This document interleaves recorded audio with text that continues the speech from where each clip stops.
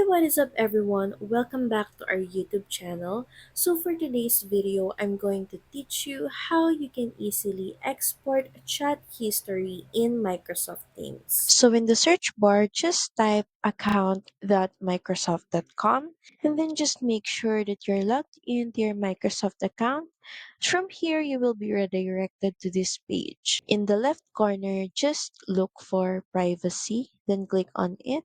Then from the privacy page, just scroll down, then click on Teams. And from here, you will be redirected to export data page. And from here, you can easily have an access to your chat history.